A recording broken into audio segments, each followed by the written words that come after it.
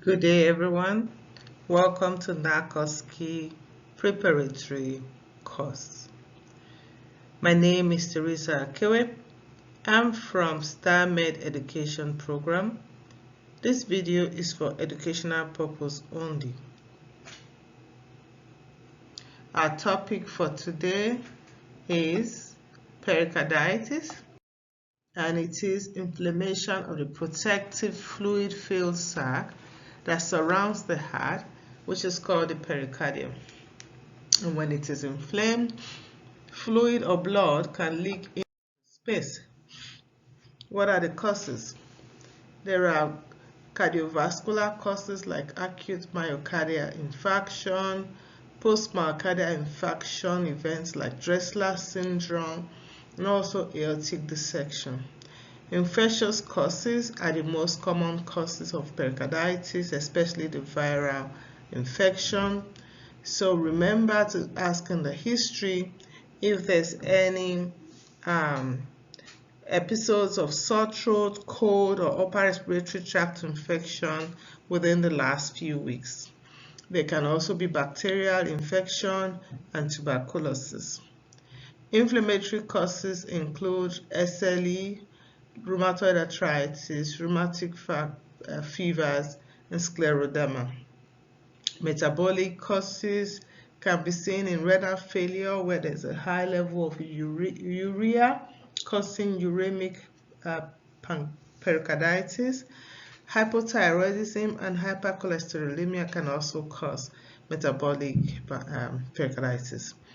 Also, other causes include drugs, radiation, cancer, and trauma.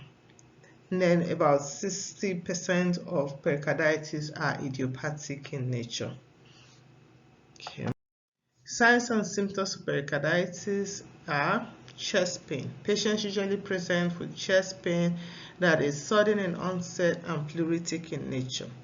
Pleuritic chest pain are sharp pain that is made worse by respiration or inspiration. Okay, usually the pain is located around the chest area and retrosternal, or sometimes in front of the heart, and it is worse when lying down and relieved when leaning forward. Sometimes the pain may radiate or not, but if it radiates, it's important to rule out an acute coronary syndrome because we know that MI can radiate to the neck and the left shoulder as well. So if the patient experiencing pericarditis has some radiation, think of MI. Other symptoms are palpitation, dyspnea or tachypnea, cough that is non-productive, dysphagia.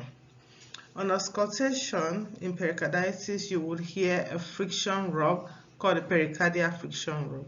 And the best way to hear this is to put your stethoscope in the apex of the heart or in the left lower sternal border.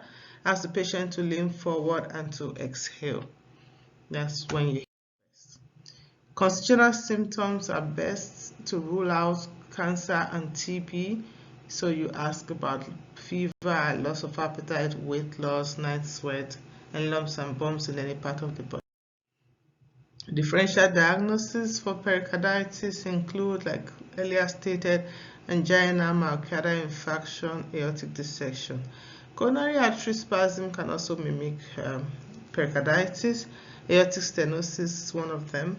Then come to pulmonary embolism, very important to rule that out. Esophageal rupture or esophageal spasm, gastritis, GERD, and PUD, peptic ulcer disease, they can all mimic pericarditis. Also, costochondritis should be ruled out.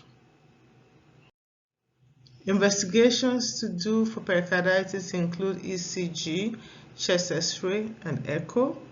Echo will show effusion around the heart. It's good to rule out tamponade. Consider MRI or CT if other investigations are inconclusive. Blood work to be done includes CBC, electrolytes, urea, and creatinine, INR should be corrected to prevent tamponade. C-reactive protein is very important. It's more important than ESR these days. And then do troponins and the LDH. And management for pericarditis should be tailored to the cause. So if it's due to a bacterial infection, of course you get antibiotic. Anti-inflammatory are given for 7 to 14 days until the C-reactive protein is normal. Then you start to taper the medication for 1 to 2 weeks. And the anti-inflammatory usually used are aspirin, ibuprofen, and indomethacin. And then if it's refractory to anti-inflammatory medication, you can add colchicine to it. And if all these do not work, then you can give corticosteroid. Okay, thank you very much.